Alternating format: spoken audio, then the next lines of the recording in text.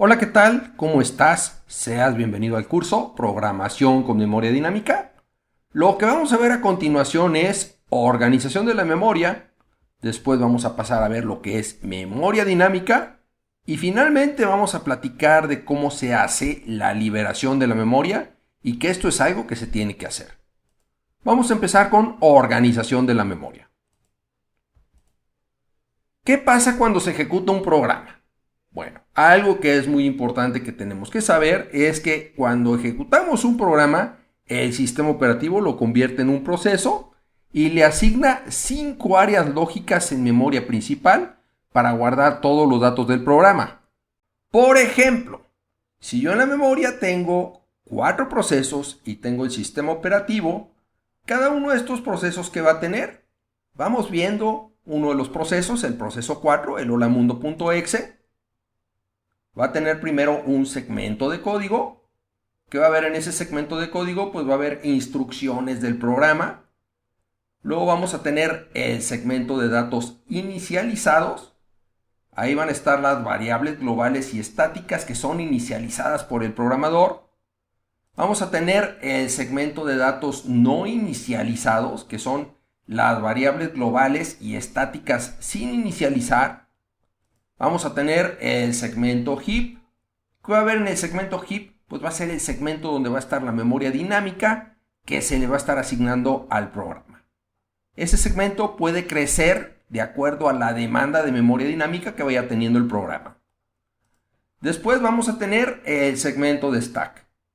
¿Qué hay ahí? Pues hay una estructura LIFO, LIFO, Last In, First Out. Último en entrar, primero en salir.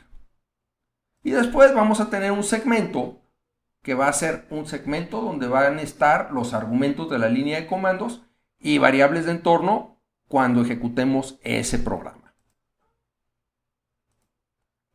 Vamos a ver el siguiente programa en C. Por ejemplo, un programa muy simple, es decir, un programa que lo único que va a hacer es un return y no va a hacer absolutamente nada. Si yo guardo ese programa y lo compilo y después en Linux utilizo la instrucción size, ¿qué es lo que va a pasar? Pues vamos viéndolo.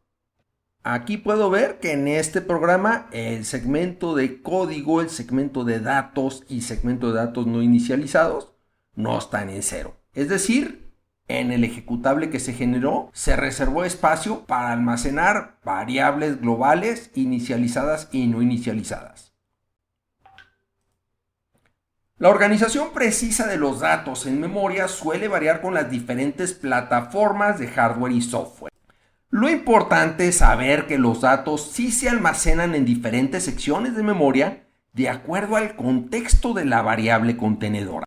Por ejemplo, si es una variable global, es una variable estática, es una variable local, es una variable con calificador de constante, es una variable en memoria dinámica o es una variable inicializada o no inicializada.